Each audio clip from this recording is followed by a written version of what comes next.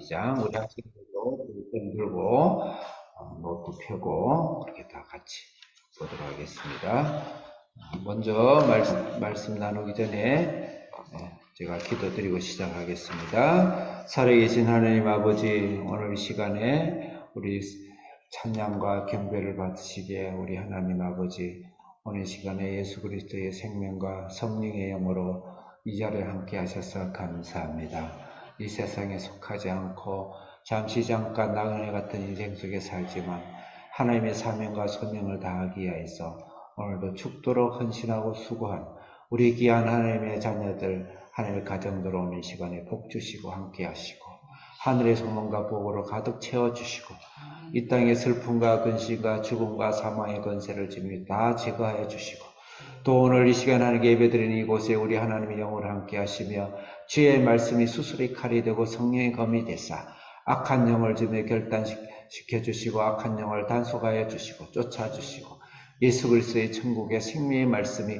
그 가정 속에 충만해질 수 있도록 오늘 시간 역사하여 주시옵소서. 우리 주님의 말씀의 영으로 함께 하시며 성령의 영으로 함께 하사 말씀 가운데 우리가 치료받을 자는 치료받게 하시고 회복될 자는 회복되게 하시고 고침받을 자는 고침받게 하시고 회개할 자는 회개하게 하시고 하나님의 세우심과 하나님의 의가 충만해지고 하나님의 역사가 실제 우리 삶 속에서 나타나는 귀한 하나님의 예배가 될 수 있도록 역사하여 주시옵소서. 예수 그리스도의 권세로 예수 그리스도의 말씀의 권세로 오늘 시간에 함께하여 주시옵소서. 예수님의 이름으로 기도드립니다. 아멘.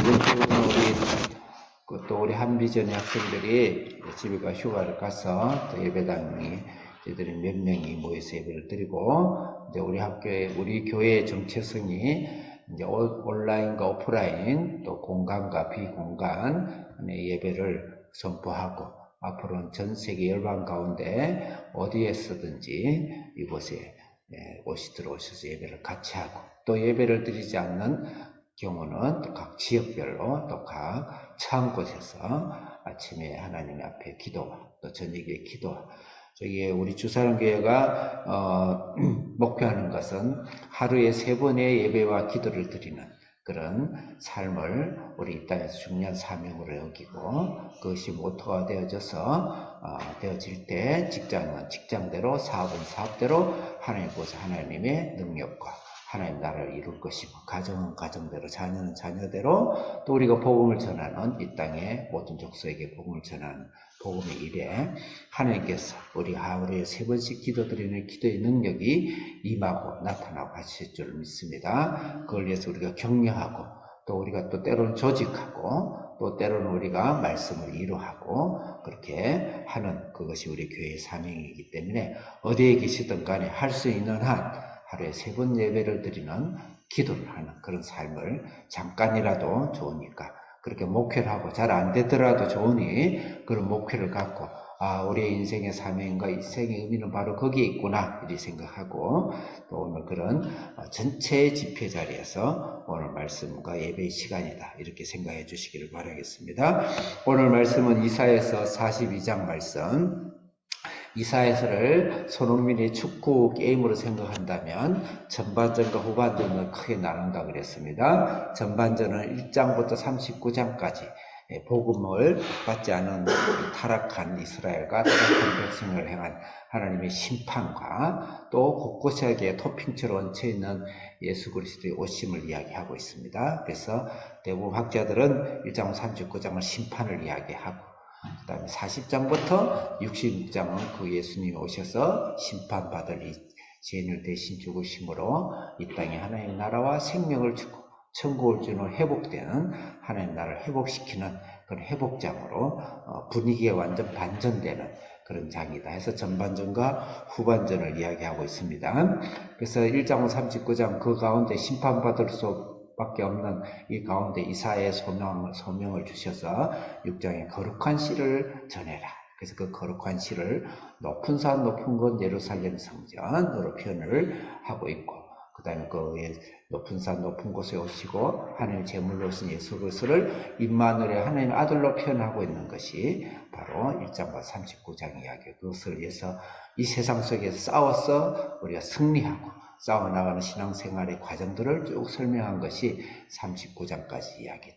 그렇게 말씀드리고 40장부터는 그 복음이 돼서 천국이 되어지고 우리에게 하나님은 온전한 나라가 되어지고 회복이 되고 생명이 되는 것을 노래하는 것이 40장부터 66장까지다. 그래서 40장을 이야기할 때 제가 2주 전에 40장을 이야기할 때 40장이 바로 그 복음의 진면목을 나타내고 있는 복음서와 같다 그렇게 말씀을 드렸습니다. 그리고 한번 다시 회복해 보시고 기억을 되살려 보시면 40장에 먼저는 신론에 관계된 하나님의 사랑과 계획이 무엇인가를 설명을 했다. 우리의 죄에 빠진 우리를 구속하고 구원하기 위해서 하나님께서 계획을 갖고 계시다. 그래서 그 구속함과 제사함을 받기 위해서 인간은 예비하고 준비해야 된다. 예비하고 준비해야 된다. 그래서 세례 요한이 그것을 말씀에 인용해서 말씀을 했죠. 회개하라. 높은 산이 낮아지고 깊은 골짜기가 메워지고 굽은 길이 평탄하게 되고 그 다음 겉은 땅이 평탄해지는 그런 회개하고 준비해라. 그리고 세 번째로는 기독론이죠. 말씀이 육신이 돼서 이 땅에 오신 예수 그리스도를 통해서 우리가 구원받는 예수 그리스도를 영접해라. 그 다음에는 예수 그리스도의 분이 강한 자로서 악한 바알 세대를 묶고 사탄을 묶어내고 또 도적을 물리치고 하나님의 목자로서 예수님의 목자로서 우리를 보호하시는 그런 예수님의 신앙 안에서 우리가 성장해라. 그 신앙 성장을 위해서 우리가 우상의 6가지를 버려야 된다. 그 우상을 버려야 된다. 그래서 강한 의인의 사람이 되도록 거룩한 삶을 살아가는 성화의 과정, 열매의 삶을 사는 사람이 되어져서 마지막으로 독수리가 날개치면 오름같이 뛰어가고 걸어가도 피곤치 아니하는 그런 신앙으로 우리가 성장해라. 그런 복음서를 이야기했다. 그게 40장을 이야기할 수 있고 그 복음의 41장 복음의 주관자가 누구신가? 그것은 바로 하나님이다. 라는 말씀을 41장에서 했어요. 그 복음을 주관하시는 하나님이 바로 역사를 움직이신다. 이 세상의 역사의 흥망성쇠, 수없는 왕이 갔다, 수없는 제국이 왔다 가는 수없는 전설 같은 이 세상의 역사의 모든 것은 바로 하나님이 주관하신다. 하나님이 주관하신다. 누가 하느냐? 내가 한다. 누가 하냐? 내가 하냐? 하나님이 주관하신다. 세상의 역사가 우연히 흐르는 것이 아니다. 그 복음의 주관을 위해서, 복음을 위해서 하나님의 역사를 주관하시고 세상 만물을 주관하신다는 것을 이야기하시고 그 하나님이 복음을 주관하는 기준은 바로 구원받은 우리 이스라엘을 원하게 우리를 위하여서 세상의 역사를 주관하신다. 그 세상의 역사의 기준점은 바로 우리 예수 그리스도를 믿는 하나의 복음의 역사, 복음으로 구원받을 우리가 기준점이다. 그 말씀이죠. 그래서 역사를 하나님께서 때로는 흥하게 하고 때로는 망하게 하고 하시는 그 가장 근본적인 이유는 바로 우리 여러분, 지금 복음을 듣고 있는 여러분 자신을 위해서 하나님 역사를 이용하고 계시고 운행하고 가시고 운행하는 목적을 갖고 계시다. 그게 저 40장의 말씀입니다. 그러기 위해서 우리는 소돔 고모라의 10명의 의인을 못 찾아서 소돔 고모라가 멸망한 것처럼 우리는 그 10명의 거룩한 의인이 되도록 하기 위해서 우상을 버리고 거룩한 삶으로 하나님의 역사를 주관하는 것에 부합하는 그런 사람으로 우리가 가자. 그래서 우리가 10명의 의인이 되면 이 세상의 역사는 바뀐다. 그리고 우리 대한민국도 그런 역사에 의해서 이렇게 하나님의 영육간의 축복이 된 가정이 되어졌고 여러분 가정관, 지금까지 경험해보지 못한 조상대대로 경험해보지 못한 가문에서 경험해보지 못한 여러분 가문의 역사를 주도하고 있는 역사의 물줄기를 바꾸는 여러분 가문의 운명을 바꾸는 건 바로 예수 그리스도 복음으로 거듭난 여러분 자신과 여러분 자녀를 통해서 한 번도 경험하지 못한 하나님의 나라가 여러분 가정 속에 임할 것이다. 하나님 그것이 바로 41장의 말씀이에요. 그럼 42장은 그 복음의 역사가 하나님이었다면 42장은 누구를 통해서 이 복음의 역사를 이룰 것인가? 바로 예수 그리스도를 통해서 이 복음의 역사를 이루신다. 그게 42장이고 그 다음에 이 복음의 역사를 땅끝까지 전하기 위해서 누구를 쓸 것인가? 그런 43장에서 바로 우리 이스라엘을 통해서 쓰실 것이다. 그렇게 전개해 나간다고 보면 이 성경이 40장 위에 성경이 금방 그림이 그려집니다. 중요한 건 그 안에 시시비비 사랑 설레는 그 다음에 여러 가지 견해로 생각할 수 있어요. 그렇지만 성경의 전체 통그림이, 통문장, 통그림이 그려져야 돼요. 그래서 그런 대세, 문맥적으로 성경을 볼 수가 있다. 그래서 오늘 42장은 그 복음을 주관하기 위해서 하나님이 세상의 역사를 흔들고 세상의 역사를 주관하는 그 하나님께서 누구를 통해서 복음을 완성하시는가? 바로 예수 그리스도 당신의 아들 예수 그리스도를 통해서 하나님께 부르셔서 이 땅에 보내셔서 이 복음을 성취하시고 완성하신다. 그게 바로 42장의 말씀이에요. 자, 그럼 서론적으로 그렇게 그림을 그려놓고 오늘 42장의 의미를 집어봤어요. 그럼 42장의 전체 이제 문답 구조를 쭉 보고 그 다음에 말씀 한 절 한 절의 은혜를 우리가 나누도록 그렇게 합시다. 여러분이 나눠드린 여러분들이 설교하는 보시기 바랍니다.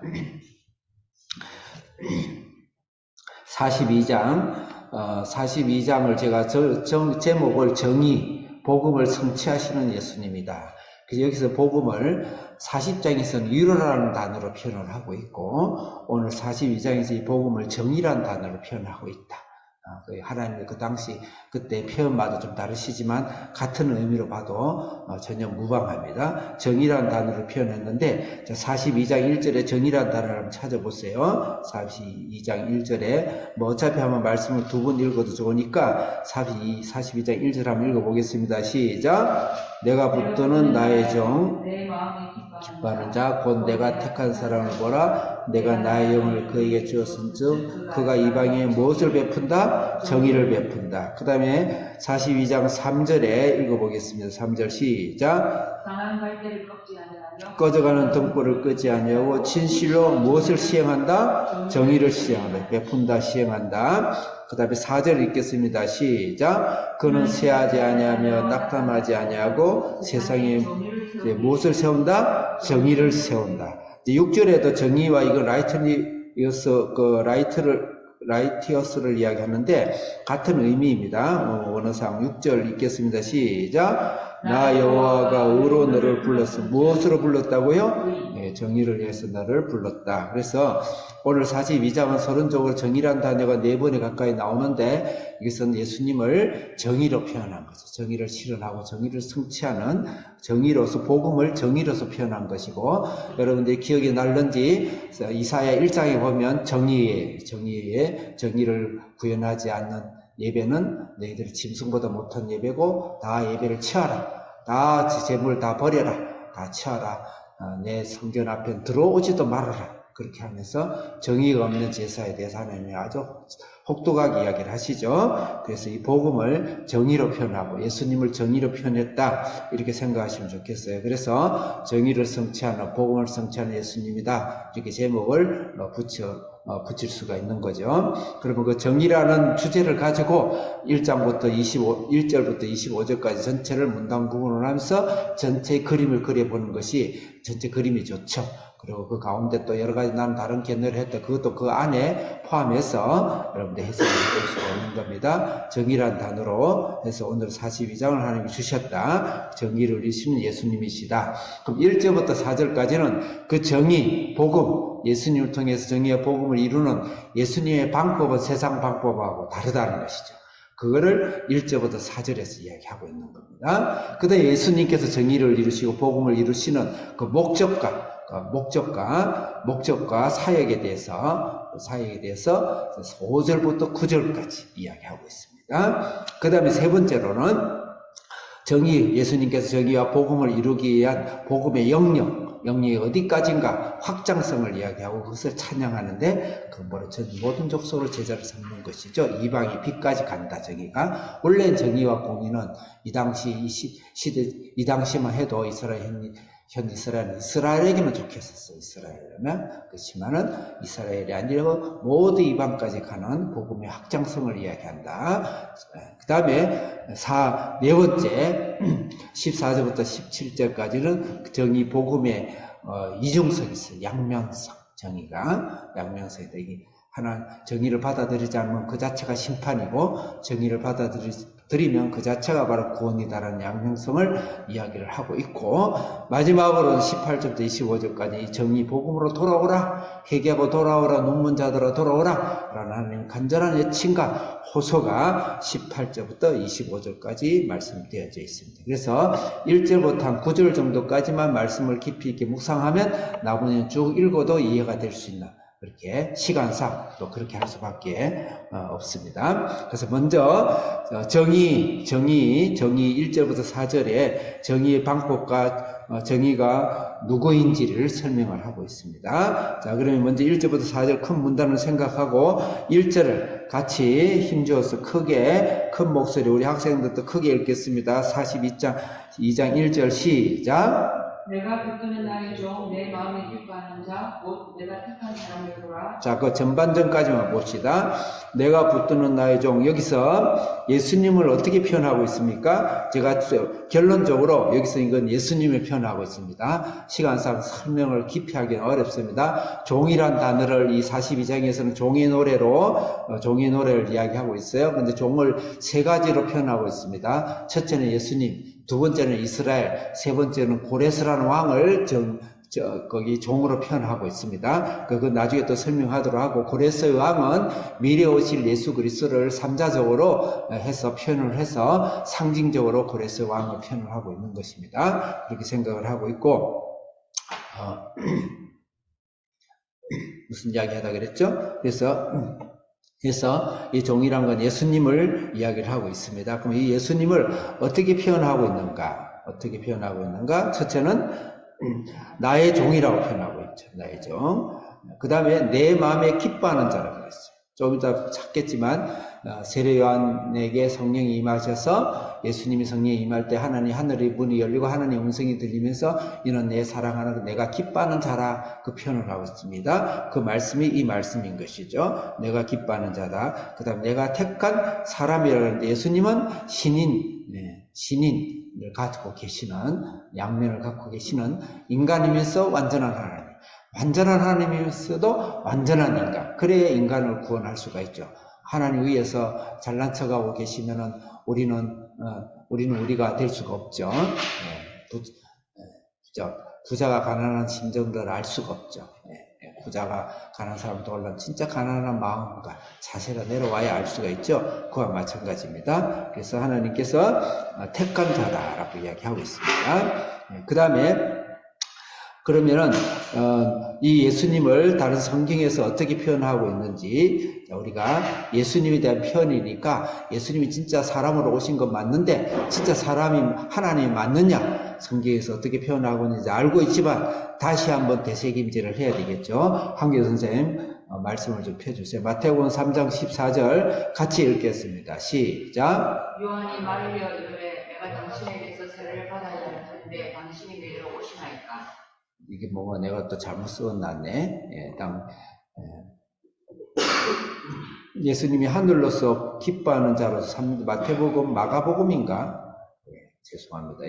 나중에 찾아보도록 하겠습니다. 일단은 통과하고, 아까 기뻐하는 자라는 단어를 똑같이 쓰는데 내가 지금 헷갈려가지고 성구를 잘못 넣었습니다. 그 다음에 예수님에 대해서 성경에서 어떻게 이야기하고 있는지 골로새서 1장 16절 17절 16절 읽겠습니다. 시작. 만물이 그에 의해서 창조되되 하늘과 땅에서 보이는 것들과 보이지 않는 것들과 혹은 왕건들이나 건드지 말고 통치자들이나 권세들이나 만물이 다 그로 말미암고 그를 위하여 창조되었고. 그거는 누굽니까? 예수님이죠. 만물이 모든 것들이 누구를 위해서 창조됐어요? 그를 창조했고, 누구에 의해서 창조됐어요? 예수님에 의해서 창조되었죠. 예수님은 하나님이라는 것을 증거하고 있죠. 말씀하고 있죠. 그다음 요한복음 1장 18절 읽겠습니다. 요한복음 1장 18절 시작. 원래 하나님을 본 사람이 없으되 아버지 품속에 있는 독생하신 하나님이 나타내셨느니라. 세례 요한이 이야기한 거죠. 하나님을 본 사람이 없는데 아버지 품속에 있는 독생하신 하나님 예수님이 바로 하나님인 것을 나타내셨다. 그래서 예수님을 하나님이라고 말씀하고 있죠. 요한복음 8장 23절 읽겠습니다. 시작. 예수께서 이르시되 너희는 아래에서 났고 나는 위에서 났으며 너희는 이 세상에 속하였고 나는 이 세상에 속하지 않아요. 예수님이 자신을 향해서 자신을 말씀하신 너희는 아래서 났고 나는 위에서 났다. 예수님은 이 땅에 창조된 분이 아니시라는 것이죠. 그 다음에 요한복음 히브리서 1장 3절 읽겠습니다. 시작. 이는 하나님의 영광의 광채시요 그 본체의 형상이시라. 그의 능력의 말씀으로 만물을 만드시며 죄를 정결하게 하는 일을 하시고 높은 곳에 계신 지극히 크신 이의 우편에 앉으셨느니라. 참 어마어마한 말씀이죠. 인간으로서는 감히 넘볼 수 없는, 상상할 수 없는 하나님의 영광이다. 하나님의 영광의 광채, 하나님 자신이라는 거죠. 그것도 본체, 하나님의 본체라는 것이죠. 이거는 일절 타협이 없습니다. 예수님에 대해서. 성경은 예수님에 대해서 일절 타협이나 애매한 중간지대를 놓지 않습니다. 하나님 본체시고 하나님 영광 자체입니다. 그 다음에 능력으로 만물을 창조하시고 붙드셨다. 계시다. 지극히 높은 곳에 우편에가 계시다. 하나님은 완전한 하나님으로 예수님은 결코 중간 사각지대가 있다든지 중간 공유지가 있다든지 그렇지 않다는 것을 분명하게 우리가 알고 그 예수님이 완전한 하나님이 완전한 인간이 되었어요. 우리를 오셨다는 걸 오늘 말씀하고 있습니다. 자, 그럼 그 예수님이 정의와 공의를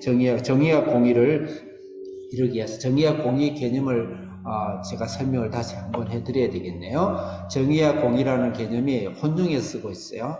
우리 성경학자들도 되게 혼용해서 쓰고 있는데 사실 성경은 정의와 공의의 개념을 뚜렷하게 구분하고 있습니다. 단지 법 철학적으로 일반 사회 학문에서 법 철학적으로 정의와 공의는 그냥 같이 혼용해 쓰고 있어요. 그러다 보니까 그것에 약간 학자들이 오염된 것도 있지 않는가 저는 그렇게 생각하고 정의와 공의는 분명히 뚜렷한 개념의 차이가 있습니다. 정의라는 것은 올바름입니다. 올바른 관계.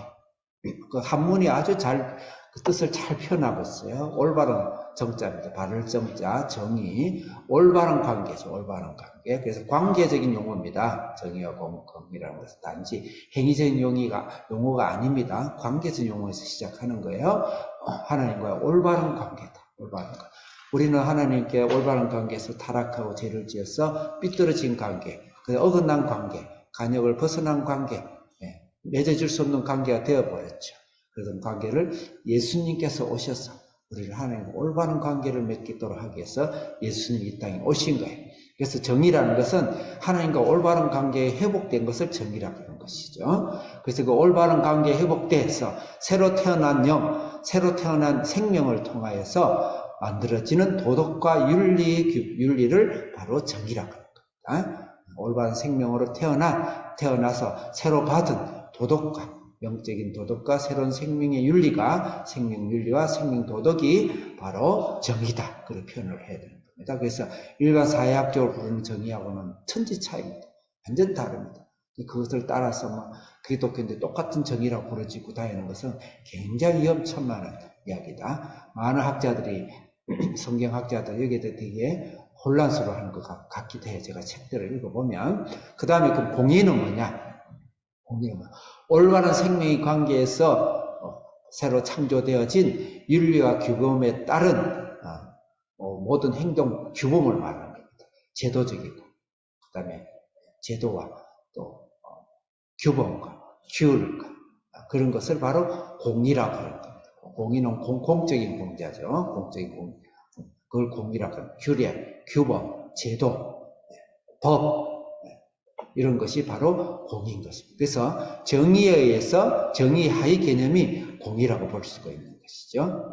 헌법이 있다면 법률이 있듯이 꼭 그렇게 표현할 필요 없어요. 하의 개념으로 하의 개념이라는 표현도 좀 그렇지만 그것을 발생되어지는 실제 실행 방침에 대해서 세상 살아가는 제도와 규범과 규율과 이것을 공의로 성경은 이야기하고 있는 겁니다. 그래서 그것을 분명히 알아야 뜻이 명확하죠. 정의를 이야기하면 공의를 이야기하는 것이고 공의를 이야기하면 정의를 전제하는 것이죠. 그래서 그렇게 생각을 하시고 상당히 이제 수준이 깊은 이야기를 제가 드렸어요. 그렇지만 그리스도인이 반드시 알아야 이 세상의 신신학이라든지 이 세상에 예수 이름으로 부를 수 있으면 혼란스럽고 또 이 세상의 모든 정치인이면 다 예수님의 성경에서 정의와 공의를 본다 가지고 그것을 모티베이션을 쓰고 있어요. 그렇기 때문에 반드시 알아야 된다. 자, 그러면 그 정의와 공의에 대해서 목적은 무엇인가? 목적은 무엇인가? 제가 여러분들이 교재에 보면 질문을 던졌나요? 네. 방법을 이야기하죠. 방법을 2절부터 4절 여러분들이 그 로마 표기 2번에 2번 보면 2절부터 4절에 첫째 방법이 있습니다. 첫째 방법. 하나님께서는 정의를 베풀기 위해서 예수님께 무엇을 주셨는가? 무엇을 주셨습니까? 1절 같이 읽읍시다. 1절 후반절에 내가 나의 거기부터 읽겠습니다. 후반절에 1절 후반절 시작. 내가 나의 영을 그에게 주었은즉 그가 이방의 정의를 예, 정의를 베풀기 위해서 무엇을 주셨죠? 나의 영. 예, 그래서 예수님께서는 정의를 베풀기 위해서 무엇을 주신다면 성령의 영, 성령을 주신다는 거죠. 그래서 이 땅에 정의와 공의를 실천하고 만들고 주장하는 데 있어서는 성령이 없이는 불가능합니다. 제가 이제 그 종교였던 아처토레가 일반 공영방송에 많이 나왔어요. 그래서 사회적 정의를 많이 그분에게 묻죠. 예, 많이 묻죠. 이런저런 대답을 하고, 그러면은, 그 사회적 이런 정의를 실현하기 위해서 우리는 어떻게 해야 됩니까? 그럴 때 그분은 성령이 오셔야 됩니다. 과감하게. 제가 굉장히 충격적인 은혜를 받았어요. 실제 제가 그 TV를 봤으니까, 방영하는 거. 성령. 그래서, 우리가 그리스도인이 살다 보면 이 세상 사회와 또 이 사회와의 참여에 있어서 우리가 열애돼 살 수가 없어요. 세상의 구호와 정치와 제도와 또 많은 것에 우리는 그곳에서 복음을 위해서 소명을 살아야 돼. 살 때 많이 헷갈리게 하는 것이 마치 정의 구현, 네? 공의를 구현하는 일에 있어서 우리 헷갈리고 착각을 일으키면 안 된다. 성령 운동이 바로 정의 운동입니다. 성령 운동이 정의 운동. 성령 운동 없이 어떤 복음 운동도, 어떤 사회 운동도, 복음에 관계된 운동도 아무리 고아를 많이 돕든지, 아무리 사회에 참여를 많이 하든지, 또는 정의를 위해서 이 땅에 가난하고 억울한 자들을 위해서 그 일을 하더라도 성령 운동이 아니고서는 전부 다 잘못된 것이다. 그렇게 생각을 하는 것이 정확한 성경의 말씀인 것입니다. 반드시 정의를 이룰 때는 성령의 운동인가를 먼저 조사해봐라. 그리고 거기 실제 성령의 운동이 실제와 성령의 무릎을 꿇고 성령의 감동이 일어나고 있는가? 그럴 것 같으면 그것을 따르고, 그렇지 않으면 그것이 아무리 좋고 멋진 일이라도 따르지 않는 게 좋다. 라고 생각을 정하는 것이 중요합니다. 두 번째로 예수님께서 이 정의를 이루실 때 방법은 세상과 같지 않습니다. 두 번째 봐 2절 읽겠습니다. 2절 시작. 그는 외치지 아니하며 목소리를 높이지 아니하며 그 소리를 거리에 들리게 하지 아니하며. 예수님이 정의를 이루는 방법은 세상적인 방법과 다릅니다. 2절에서 의하면 어떤 방법을 쓰고 계시죠? 예수님은요? 예, 조용하게 하시죠. 네? 아까 정의를 이룰 때 성령의 방법에 대해서 제가 몇 구절 아니니까 자 읽겠습니다. 아까 성령의 방법의 정의, 성령이 증거하는 걸 우리가 받침해야 되니까 예수님이 자체의 정의시고 정의를 구원하시고 정의를 성취하신 분인데, 그분은 정작 이 땅에서 어떻게 정의를 복음을 위해서 어떻게 일을 하셨는지 방법을 설명하는 거예요. 자, 누가복음 4장 말씀을 좀.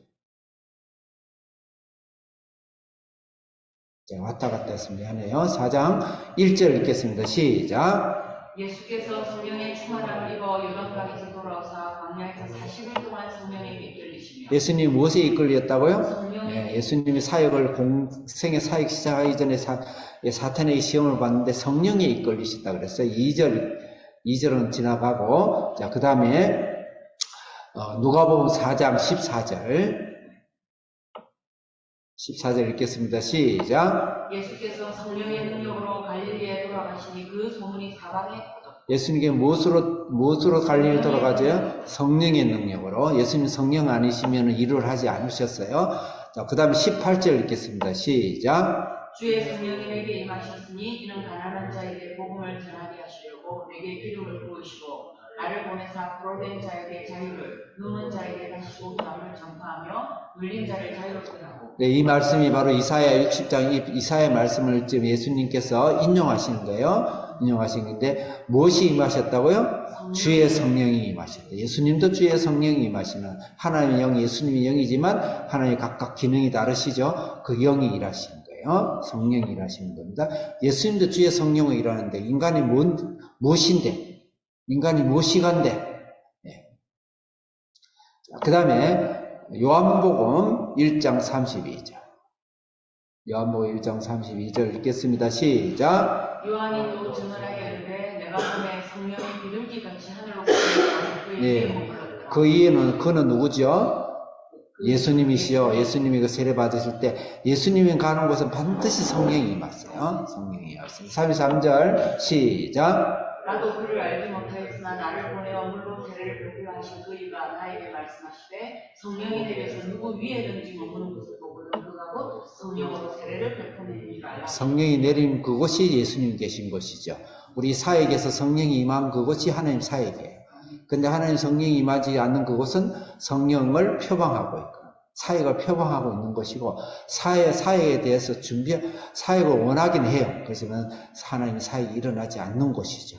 그래서 오늘날 우리 신앙 안에서 현대교회에서도 많은 교리들이 있고 참 훌륭한 교리들을 잘 정리했지만 성령이 그곳이 임하셔야 됩니다.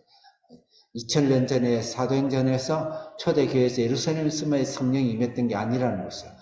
동일한 성령, 전혀 변질 없고 변함없는 동일한 성령이 동일한 방법으로 오늘도 임하시고 우리 신앙 안에서 성령의 나타남이 여러분 가정 속에, 우리의 신앙 속에, 우리의 자녀 속에, 우리의 일터 속에 성령이 반드시 강력하게 임하도록 지금 안 임했는데 안 임해도 좋으니까 임하도록 기도하고 믿음을 갖고 천국 갈 때까지 성령이 임하시는 것이 바로 예수님이 임하시는 것이다. 그걸 강력하게 믿으시고 예수님의 길을 따라가기를 축원합니다.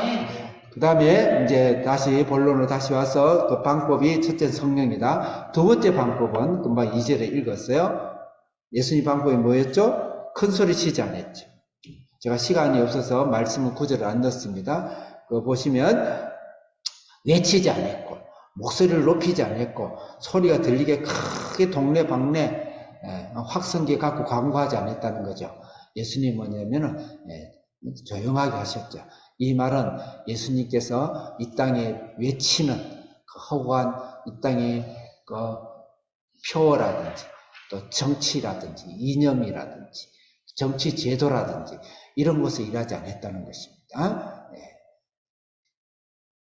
예수님은 말구이에서 태어나셨고 예수님은 나사렛이라는 이름 모를 곳에서 성장하셨고 예수님은 예루살렘 입성할 때도 나귀 새끼를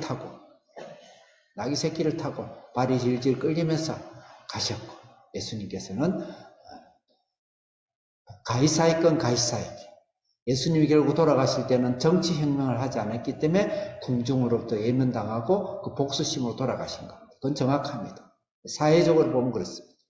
정치혁명에 따라가지 않았기 때문에 우리의 정치왕이 되어 주소서, 우리를 해방시켜 주옵소서. 이 압제와 불의와 이 공의가 없고 정의가 없는 이 세상에서 특히 로마의 정권에서 우리를 구원해 주옵소서. 당신은 하나님의 아들입니다 했을 때 예수님은 나는 하나님의 아들이 맞지만 나는 그 일을 부름받지 않았다 하면서 하나님께서 전혀 다른 방법으로 소리를 높이지 않고 소리를 내지 않고 하는 하나님의 일을 하신 것이죠. 그래서 공의와 정의는 그렇게 소리를 내대면서 표방하면서 전 세계를 인형으로 붉게 물들이고 거목에 물들이면서 하는 일이 아니라는 것이죠. 하나님 예수 그리스도는 생명의 영혼을 치고 영혼을 구원하고 영혼을 변화시키고 영혼을 붉게 물들이는 그런 하나님의 실제 성령의 일을 하시는 거죠. 그 세상의 방법과 같이 하지 않는다. 이것을 명심을 우리는 해야 됩니다. 세상의 혁명은 결코 세상의 이념적인 혁명은 일어나지 않는다. 그것이 우리 기독교 운동이든 또 그렇지 사회적 운동이든 간에 오늘 우리 기독교 사회에서 많이 고려해야 될 점이 아닌가 이렇게 생각을 합니다. 세 번째 방법입니다. 네 번째는 3절을 읽겠습니다. 시작. 상한 갈대를 꺾지 아니하며 꺼져가는 등불을 끄지 아니하고 진실로 정의를 시행하여. 네, 정의를 시행하는데 세 번째 방법이 무엇이죠? 상한 갈대를 꺾지 않고 꺼져가는 등불을 끄지 않는다는 것이죠. 이 말씀은 무슨 말씀입니까? 정의와 공의를 위해서 대를 위해서 소를 희생시키는 것이 정의와 공의의 방식이에요. 정의와 공의의 굉장히 폭력적인 방식의 대표적인 공산주의죠. 정의와 공의를 무시하는 것이 대표적인 게 자본주의죠. 폭력의 방식. 다 죽이죠. 부자들은 참벌시켜버리죠. 대한민국도 수백만 명이 피비린내 났죠. 사실 부모까지도 데려다 죽입니다. 왜? 대를 위해서, 정의의 거대한 대를 위해서 소를 희생시키죠. 예수님은 대를 위해서 소를 희생시키지 않습니다. 꺼져가는. 오늘 본문에 보면 상한 갈대. 상한 갈대. 꺼져가는 등불. 여러분 상한 갈대. 여러분 가지치기라는 게 있어요. 과일을 잘 키우기 위해서는 쓸데없는 가지들이 많고 조그만 쓸데없는 열매들이 병든 열매들이 있으면요 전체 열매에 손해를 끼칩니다. 그렇기 때문에 쳐내버립니다. 쳐내버리죠. 꺼져가는 불씨가 있어서 괜히 재나되고 연기나 피우고 그렇게 되면 그것은 걷어서 분리시키죠. 세상의 방법은 그렇습니다. 그런데 예수님께서는 결코 대를 위해서 소를 희생시키지 않아요. 소 중에 소인 나를 찾아서 오신 대보단 소를 위해서 오신 분이 예수님이죠. 거대한 역사다. 거대한 국가다. 거대한 민족이다. 그런 이름으로 예수님이 찾아오지 않습니다. 우리 각자 개인을 위해서 별 볼일 없는 역사 속에서 지푸락지 같고 있어도 없어도 그만인 우리를 위해서 각각 개개인을 위해서 예수님 찾아오셨다. 그래서 예수님은 창녀를 찾아가셨어요. 예수님은 죄인을 찾아가셨어요. 예수님은 도둑놈을 찾아가셨어요. 예수님은 강도를 찾아가시고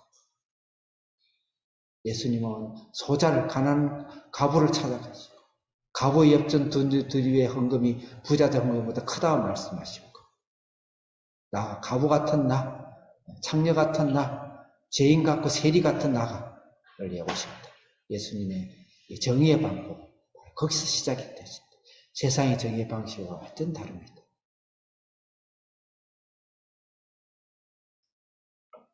그 다음에 정의의 방법이 예수님은 다르다는 걸 말씀드렸고 정의의 목적이 됐습니다. 5절부터 7절까지 읽겠습니다. 5절 읽겠습니다. 시작. 하늘을 창조하여 피시고 땅과 그 소산을 내시며 땅 위의 백성에게 호흡을 주시며 땅에 행하는 자에게 영을 주시는 하나님 여호와께서 이같이 말씀하십니다. 하나님이요 앞에 건 다 가로로 묶어버린다는 표현이 있네. 묶으면 돼요. 하나님을 수식하는 거예요. 그 하나님 헷갈리지 마세요. 하나님 여기서 메시지가 정확해야 돼요. 그 하나님이 6절을 말씀하신 거예요. 하나님께서 그 6절 복음의 정의의 목적을 이야기하신 거예요. 6절이 목적인 겁니다. 앞에 하나님을 수식하는 거예요. 6절 읽겠습니다. 시작. 나 여호와가 의로 너를 불렀은즉 내가 내 손을 잡아 너를 보호하며 너를 세워 백성의 언약과 이방의 빛이 되게 하리니. 네, 여기서 정의를 이루시는 예수님의 목적은 뭐냐? 첫째는 우리를 보호하신다. 하나님께 의로 정의로 부르신 예수님의 목적은 우리를 보호하기 위해서, 생명을 구원하기 위해서, 백성의 언약을 성취하기 위해서, 복음을 성취하기 위해서 약속하신 것이 언약입니다. 복음의 성취를 위해서 하나님께서 운행하시는 방법의 과정이 바로 언약이죠. 그 언약을 성취하기 위해서 예수님께서 정의를 이루시고 그 다음에 이방의 빛. 이 복음이 전 이방인까지. 그 당시 이방의 빛이라 이방이라는 단어를 쓸 수가 없는 것이 바로 이스라엘이에요. 그런데 그 당시에 하나님께서 전 세계 복음을 전하기 위해서 하나님께서 그 전 세계 이방의 복음을 전하고 백성들의 이 복음을 성취하기 위해서 하나님께서 정의 하나님이 예수님이 이 땅에 오셨다. 그 정의의 목적이고 7절 읽겠습니다. 시작. 내가 눈먼 자들의 눈을 밝히며 갇힌 자를 감옥에서 이끌어내며 흑암에 앉은 자를 감방에서 나오게 하리라. 눈먼 자, 갇힌 자, 흑암. 여러분들이 아까 이사야 60장 예수님이 오셔서 말씀하신 거 아까 읽었을 거예요. 누가복음 4장에 눈먼 자, 그 다음 갇힌 자, 그 다음에 흑암. 이건 어떤 의미일까? 실제 눈물고 수치에 뭔가 감옥에 갇혀있고 감방에 있고 그런 자를 말을 하겠죠. 그죠? 그런 자를 말을 하겠죠. 그렇지만 여기서는 영적으로 갇혀있고 눈물이 있고 영의 감옥에 또 죄의 감옥에 사탄의 감옥에 있는 자를 족쇄를 풀어주신 영적 자유함을 이야기를 한다. 그래서 이것을 단순하게 사회적으로 또 경제적으로 또 제도적으로 이렇게 억눌리고 그 다음에 소외된 자들을 풀어주는 것만이 정의가 아니다. 물론 그것도 포함되어 있습니다. 그것도 사회적인 정의 방법을 포함되어 있지만 여기서 감옥에 갇히고 눈먼자와 감옥에 이끌어내시는 이 말씀은 바로 우리 영적인 하나님에서 사탄과 죄의 감옥에서 우리를 구출해 주시는 그런 정의의 목적을 갖고 계시다. 그 1차적으로 그게 우선이죠. 그렇게 말씀을 받아야 됩니다. 이 말씀을 하시면서 예수님 그 뒤에 바로 귀신을 쫓아내는 일을 3번을 연거푸 누가복음 4장에서 이루십니다. 그리고 그 앞에서는 악한 사탄을 쫓아내는 사탄의 시험을 쫓아내는 영적 이야기가 나옵니다. 그래서 여기서 감옥이라는 단어는 그 다음에 이게 소경이라는 단어는 영적으로 일단 해석을 해야 된다. 그 다음에 그것의 부차적인 수익으로 우리가 이 땅에 사회적 정의도 반드시 이루어야 된다. 왜? 성경은 사회적 정의, 사회적 안식도 우리에게 명령을 하고 있기 때문에 그렇지만 주객이 전도되면 안 된다. 목적과 수단이 전도되면 안 된다. 그 말씀 우리는 반드시 이뤄내야 됩니다. 그래서 7절은 반드시 영적인 우리 사역을 이야기하는 것이다. 그 다음에 8절부터 몇 절까지죠? 네? 8절부터 8절 9절은 이제 8절 읽겠습니다. 시작. 나는 여호와이니 이는 내 이름이라. 나는 내 영광을 다른 자에게 내 찬송을 우상에게 주지 않느니라. 9절 시작. 보라, 전에 연한 일이 이미 이루어졌습니다. 이제 내가 새 일을 알리노라. 그 일이 시작되기 전에라도 내게 이르노라. 8절 9절을 묶어서 이 정의를 실현하는 데 있어서 정의의 배타적 결단이다. 제가 그렇게 제목을 만들었는데 정의에 있어서 배타적인 결단이 있습니다. 절대 타협해서는 안 되는 거. 우상하고 타협하면 안 돼요. 정의를 이루는 데 있어서는 절대 우상을 지금 정의 이야기를 하고 있는 중이에요. 그래서 그 중에서 여러 가지 열거하고 있는 거예요. 그 우리가 말귀를 알아두고 들으시면 돼요. 여기서 왜 내 영광을 다른 자에게 내 찬송을 우상에게 주지 않겠다. 정의라는 이름으로 우상을 불러들이지 마라. 정의라는 이름으로 세상적인 목적과 세상적인 이념을 우상하지 말라. 민족주의를 우상하면 안 되는 것이죠. 공산주의를 우상하면 안 되는 것이죠. 정의가 없는 자본주의에서 자본주의를 우상하면 안 되는 것이죠. 물질을 우상하면 안 되는 것이죠. 정의라는 이름으로 다른 것을 섞으면 안 돼. 순수의 소재보고 죄로부터 사탕으로서 구속에는 그들의 영혼을 구원하고 하나님께 올바른 관계를 이뤄내는 것이에요. 애를 쓰고 힘을 쓰고 해야 돼. 그 위로 그것이 파생되는 선물로서 우리는 이 땅에 순하는 사회적 안식과 사회적 정의를 우리가 노력을 해야 되겠죠. 절대 우상이 오늘날 이 정의라는 이름으로 얼마나 우상이 팔아먹는 일이 있는지, 그 찬송을 우상으로 돌리고 있는지, 착각하고 있는지 생각해요. 이제 쭉 읽으면 됩니다. 쭉 읽으면 됩니다. 마지막으로 이 정의를 노래하는 것이죠. 복음을 노래하는 것이죠. 하나님의 이루를 노래하는 것이죠. 예수님이 오신 것을 노래하는 것이죠. 그것이 노래인데 이 노래의 내용에 보면 복음이 어디까지 확장되어 있는지를 담고 있습니다. 전 우주를 담고 있다. 10 몇 절이죠? 10절 읽겠습니다. 10절부터 13절 10절 읽겠습니다. 시작. 강량한 자들과 바다 가운데 만물과 섬들과 거기에 사는 사람들아, 여호와께 새 노래를 노래하며 땅끝에서부터 전승하라. 바다, 만물, 섬, 땅끝이란 단어에 여러분 주목해 보세요. 11절 시작. 광야와 거기에 있는 성읍들과 게달 사람이 사는 마을들은 소리를 높이라.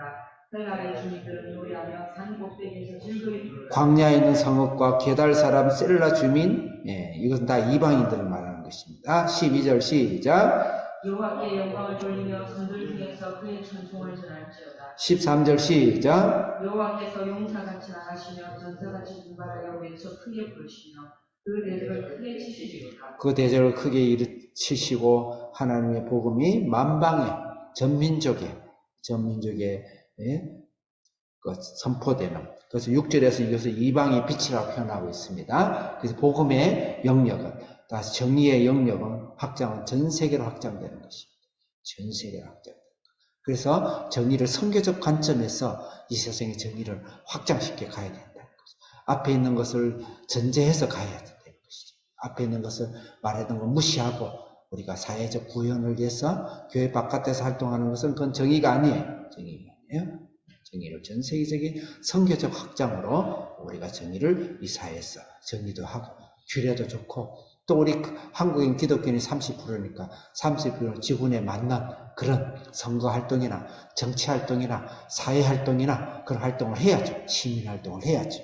그렇지만 앞에 있는 이 정신, 예수 그리스도의 가르침을 반드시 무시하고 성령을 통해서 그 다음에 영혼 구원을 향하여서 그렇게 해야 된다. 그래서 우리가 멀리 갈 거 없어요. 우리는 모든 답은 성경에 다 있어요. 성경에 착실해 성경에 마음을 비우고 무릎 꿇고 성경에 다 있는데 그 성경을 떠나서 사상과 이념과 신학과 철학을 가지고 자꾸 해석하게 되면 나중에 엉뚱한 결론을 가게 되는 것이죠. 그래서 저처럼 무식해 성경이 있으면 하나님 안에서 그것이 다 하나님께서 설명해 주시는 거예요. 자, 그럼 이제 정의에 대해서 구원의 약속인데 14절부터 17절 정의의 결과가 구원이죠. 그 구원을 약속하는데 그 구원이 이럴 때 정의가 이루어질 때 두 가지 양면성이 있다. 제가 그래서 정의의 양면성이라고 이야기를 했는데 그 정의가 들어가서 받아들이면 구원이고 받아들이지 않으면 못하면 그 자체가 심판이란 말입니다. 그래서 먼저 14절, 15절은 정의가 받아들였을 때 정의를 받아들이지 않을 때 어떻게 하는지 14절 읽겠습니다. 시작. 내가 오랫동안 조용하며 잠잠하고 참았으나 내가 해산하는 여인같이 부르짖으리니 숨이 차서 심히 들끓일 것이다. 하나님께서 예수님께서 해산하는 여인이 얼마나 급합니까?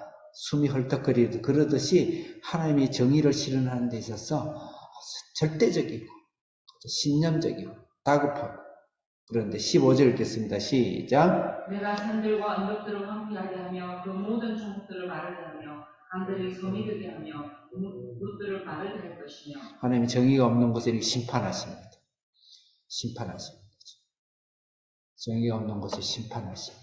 하나님의 심판이 노도처럼 파도처럼 헐떡거리는 앞에 전사처럼 용사처럼 대적을 물리치십니다. 이 세상의 권세 여러분 너무 부러워하지 말고 너무 무서워하지 마세요. 하나님께서 우리 속에 우리를 구원하기 정의를 실현하기 위해서 하나님의 용사처럼 일어나시고 헐떡거리시면서 해산한 여자의 부르짖음처럼 하나님께서 이 세상을 심판하시고 우리를 구원하시고 계시고 지금 역사 속에서도 끝없는 역사의 되풀이를 하고 있다는 걸 반드시 우리 믿어야 됩니다. 정의를 받아들였을 때의 자들에 대해서 16, 17절, 16절 읽겠습니다. 시작. 내가 맹인들을 그들이 알지 못하는 길로 이끌며 그들이 알지 못하는 지름길로 인도하며 암흑이 그 앞에서 광명이 되게 하며 푸른 데를 떼 할 것이다. 내가 이를 행하여 그들을 버리지 아니하리니 암흑의 강명이 되고 구분대가 곱게 되고 하나님이 행하시고 버리지 아니하신다. 17절 시작. 조각한 우상을 의지하며 구워 만든 우상을 당하여 너희는 위에 신이라는 자는 물리침을 받아 크게 수치를 당하리라. 네. 그래서 하나님께서 이렇게 정의를 구원하는 것에 대해서 심판과 구원을 주신다. 이제 마지막으로 18절부터 25절은 쭉 읽겠어요. 그 예수님께 돌아오라. 정의로 돌아오라. 하나님께 정의로 돌아오라. 복음으로 돌아오라. 맹인들아, 그 다음에 눈먼 자들아, 귀먹은 자들아, 깨닫지 못한 자들아. 그러면서 하나님께 외치시면서 백성들을 향한 외침이 되는 것입니다. 18절 읽겠습니다. 시작. 너희 못 듣는 자들아 들으라. 너희 맹인들아 밝히라. 19절 시작. 맹인이 누구냐? 내 종이 아니냐? 누가 내가 보내는 내 사자같이 못 듣는 자였느냐? 누가 내게 충성된 자같이 맹인이 되느냐? 누가 여호와의 종같이 맹인이겠느냐? 20절 시작. 네가 많은 것을 볼지라도 유의하지 아니하며 귀가 열려 있을지라도 듣지 아니하는도다. 21절 시작. 여호와께서 그의 의로 말미암아 기쁨으로 교훈을 크게 하며 존귀하게 하려 하셨으나 22절 시작. 이 백성이 도둑맞으며 탈취를 당하며 다 불 속에 잡히며 옥에 갇히도다. 노략을 당하되 구할 자가 없고 탈취를 당하되 되돌려 주려 말할 자가 없다. 23절 시작. 너희 중에 누가 이 일에 귀를 기울이겠느냐? 누가 귀에 올리를 삼가듣겠느냐? 24절 시작. 야곱이 탈취를 당하게 하신 자가 누구냐? 이스라엘을 약할 자들에게 넘기신 자가 누구냐?